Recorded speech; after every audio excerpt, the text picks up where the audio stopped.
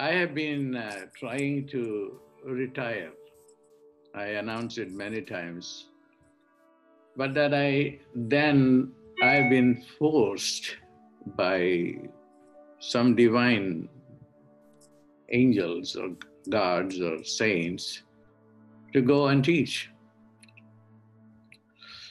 And I was convinced that I should do that because my knowledge now is far more superior, far more practical, far more effective than all the knowledge I had before.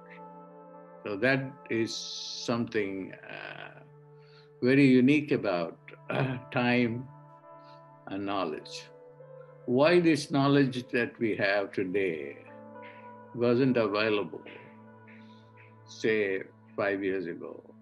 It is because as time progresses, new knowledge is being revealed. And that is one thing that we have to reckon with at knowledge level. This program is about wisdom, which is a mystical, a mysterious element, and that you acquire beyond time.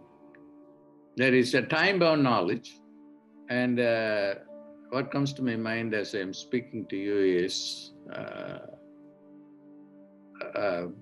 an analogy that I can give to you. Somebody wants to become a physician, so this person goes to school for 6 years, 7 years, and then becomes a physician. And it is a time bound knowledge, that's what he acquires. And that is needed. But on the other hand, there is a healer. And the healer is able to do impossible things. And he heals without any medical knowledge. And where does that knowledge come from? That comes from wisdom.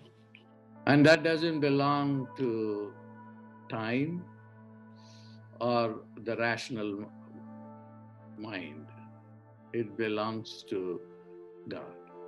And the last realization that Jesus had, which he articulated quite frequently during his last days while he was on this earth plane, is that I want you guys to do miracles just like me, or even better than me. And that miracle will be available to you through the participation of the Holy Spirit in your life. I want to put it in two different ways. One is both are found in the Bible and as well as in other mystical literature of the East. One is the breath has to change. The breath is the Holy Spirit, your breath. But not so much the nostril breathing, which is the lung, which goes to the lungs. But a breathing that rises out of your navel chakra, it's a prana. And that breath, which is also called breath, is the Holy Spirit. So it is a gust of wind.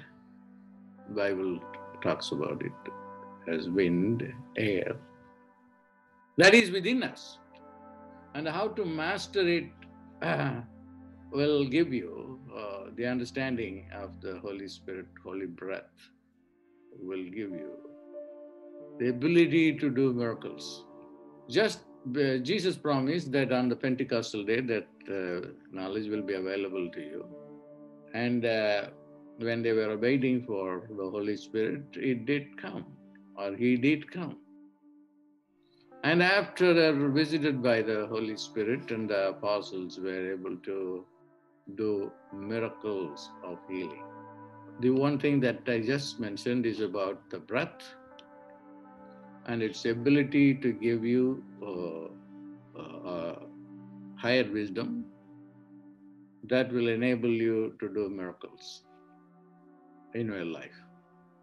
And that breath is not just simply a breath, but also a being. The Bible also again is very clear about it.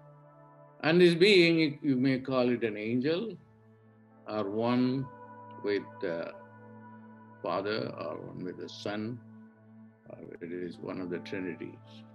So there is a supernatural component. And I am at a point in my life that we have to revisit our ancient wisdom belonging to different traditions, Egyptian traditions, because the pyramids were not built by human hands, but by the participation of aliens, whom we can call as a god, angel, saint, or some other being, whatever we want to call. So they are available.